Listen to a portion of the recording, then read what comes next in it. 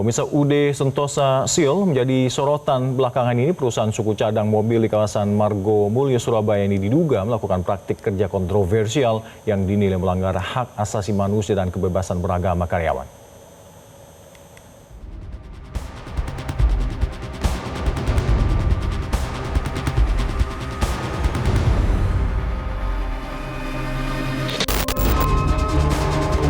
Puluhan mantan karyawan UD Sentosa Sil melaporkan perusahaan tersebut ke Polda Jawa Timur.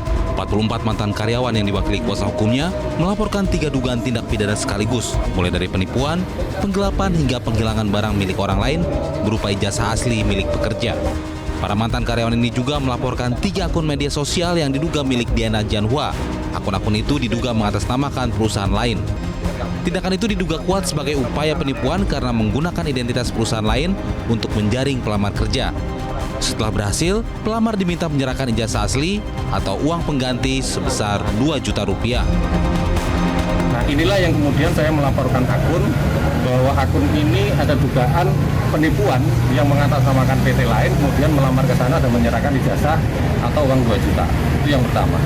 Yang kedua adalah tindak pidana penggelapan. Jadi teman-teman yang sudah melamar ke Margo Mulyo itu, kemudian dia diminta untuk menyerahkan ijazah atau kalau tidak ada dengan uang pengganti 2 juta. Selain persoalan hukum, kondisi kerja yang dialami para mantan karyawan pun disorot.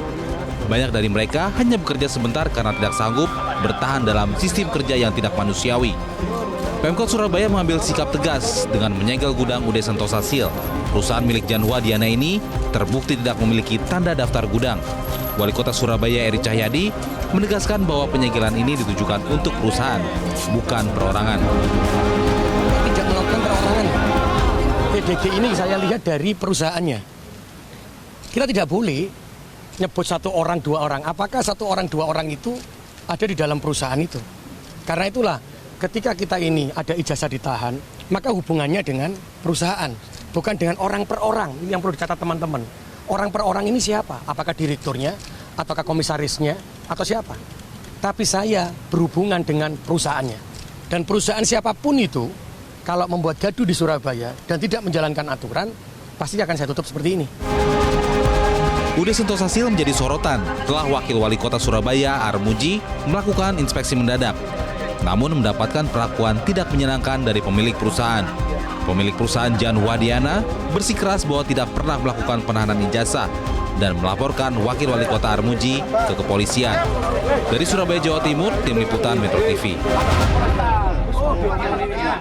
Jelajahi cara baru mendapatkan informasi. Download Metro TV Extend sekarang.